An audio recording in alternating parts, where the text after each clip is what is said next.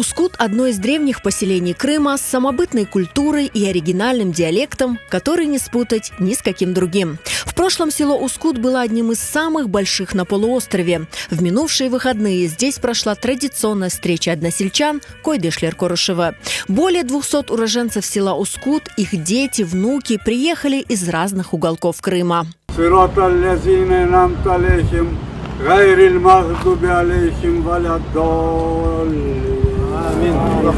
Салидин Харбаба родился в селе Ускут в 1939 году. Ему было 5 лет, когда счастливое детство на родной земле прервала депортация. Он каждый раз, вспоминая те дни и своих родителей, не может сдержать слезы.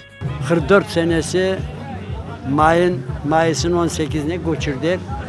Gece saat 12'de gelip töşekten kaldırıp ne giyinmeye vakit verdiler, ne aş almaya, ne ağlap sızlap bala çağa bize 4 tane bala. Ana birini koterse biri yatı, birini koterse biri yatı, hepsi yufak ballar.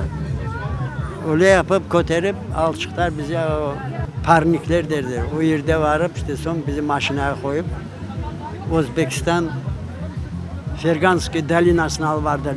Bunda gelsek yürek taşay. Ne yapmaya bilmişsin daşı. Anam babamlar Kırım degende ağlardı. Kırım'da sözlü işçi ağlardı. Şimdi benim de gözlerimden yaş geliyor Kırım degende.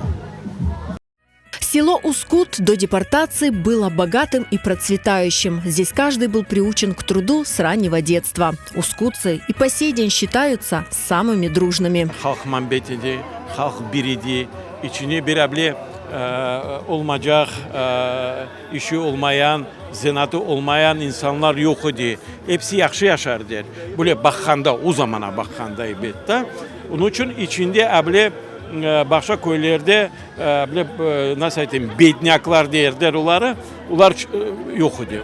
В 1920-е годы в Ускуте насчитывалось около 3000 жителей, из которых практически все были крымскими татарами.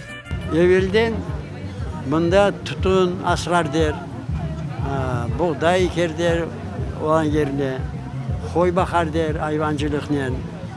Benim babam 25 yıl çobanlık yapkan, bir tane aile vardı, Urus semyası. Kalanı bütün Uskutlu.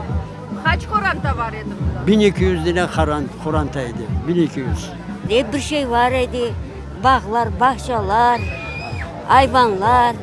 Hepsi zengin yaşardı, yaxşı yaşayış idi. O Xotumunda cenk gitse de yaxşı yaşardık biz.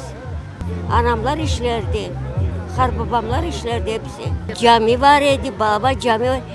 Üç yerde mektep var idi. Hatipler mektebi, kokular mektebi. Üç yerde mektep var idi. 10. sınıfacak okurdular bizim Uskut'ta. Babalarımızın ardından hayda varsa biz de çapardık anda. Agorota var idilerimi, sığırçıklar ıslatırdılarımı. Yüreğim ağlay, ne yapayım? Balalığımız bunda kötüydü. Özbekistan'a uçtuk elbet. 9 yaşındaydık bundan göçtük de. Yüreğim yaxşı gözlüyor. Ya vatanım da doğmuş. Bunda doğdum da ne yapayım? Bunda doğdum, ustum, çıktım. Каждый раз встреча односельчан – это праздник. Здесь все меньше стариков, которые родились в Ускуте, но все больше их потомков. Для них эти встречи – важное событие. Anam babam bu Uskut köyünde doğan. Yazık ki biz bu köyde ev almak kısmet olmadı. Biz Seyitler rayonunda oturuyoruz şimdi. Her yıl bana bu görüşme geliriz. Cemaatimizi toplay, Uskut halkını toplay. Aslında bütün cemaatimizi, Kırım halkımızın toplay. İşte kıymeti bunda. Birbirimizden görüşürük. Balalarımız, bilmeyen balalarımızdan tanışırıq yanından. Böyle görüşürler pek yaxşı. Yaşlıq birbirini tanıy, soy birbirini tapay. Bana eş, dost deyen gibi hepsi toplaşıp bir görüşürdü. Yılda bir kere olsalar da görüşüyle. Allah cümleye sağlık, selametlik versin. Böyle toplaşmalar çok olsun. Nesillerimiz unutmasın. Bizim bunda yaşayanlarımızın, harbabalarımız yaşayanların. Bu bizim topraklar. İleride bu topraklar bizlerde kalacak. Tarih saklamak. milletimizi saklamak. Ama Uskut koyunun özegimiz desek bundan, onun için bunda geliyik, bunda kaytıyık, bundan görüşüyük, işte bundan sularını içip gideyik.